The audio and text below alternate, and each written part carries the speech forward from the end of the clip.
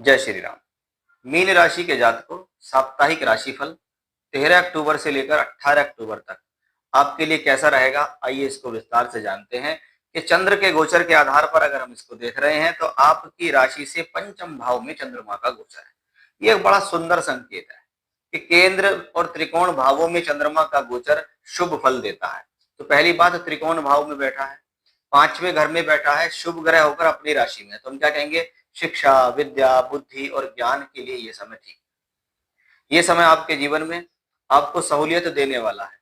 आपकी शिक्षा से, ज्ञान से, आपकी बुद्धि से, आपकी नॉलेज से, आपके तर्क से, आपके निर्णयों से आपको लाभ मिलेगा, ये चंद्र दिखाता है।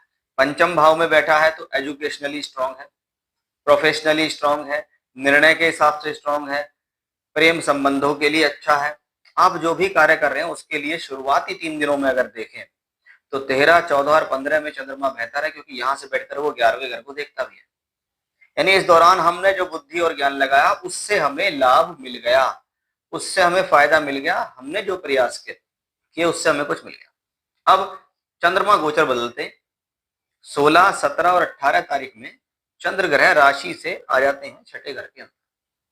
अब छठा भाव जैसे ही ज्योतिष में आता है तो छठे भाव को हम कहें तो 3, 6, 11 अशुभ भाव है, 6, 8, 12 त्रिक भाव है, उसमें छठा घर कॉमन है। और 6th हाउस हमेशा से संघर्ष का भाव है, वो राशि से छठा है, उसमें कोई प्लेनेट अगर जाएगा तो उसको वहां संघर्ष की डुबकी लगानी पड़ेगी, कि जब तक आप संघर्ष की डुबकी नहीं लगाओगे तब तक आपको फायदा नहीं मिलेगा। अगर 5वें घर का मालिक संघर्ष के भाव से गुजरेगा तो हम क्या कहेंगे, वो अपने से तो दूसरा गया लेकिन वो राशि से छठा गया। इसका मतलब है कि भाई एजुकेशनली इन 3 दिनों के अंदर आपको थोड़ी सावधानी बरतनी पड़ेगी। केतु जैसा ग्रह वहां है, आपको कंफ्यूज कर सकता है, आपको भ्रमित कर सकता है, आपको ओवर कॉन्फिडेंस मिला सकता है, आप बिना वजह की सोच रख सकते हैं, अपनी एनर्जी को बिना वजह की जगह लगा सकते हैं, अपनी बुद्धि को बिना वजह के कामों में लगा सकते हैं। वो स्थितियां यहां से आपको बचनी भी है, अवॉइड भी करनी है, सावधान भी रहनी है। इस बात का आपको यहाँ विशेष रूप से ध्यान रखना पड़ेगा, क्योंकि चंद्रमा छठे घर में केतु के साथ है। ये बिना वजह की चीजों को लेकर आपको परेशान कर सकता है, क्योंकि बुद्धि का मालिक है ना, तो बुद्धि में कंफ्यूजन है, बुद्धि भ्रमित है, बिना वजह की बातों को सोच रही है, तो ये आपको प्रॉब्लम तो देगा।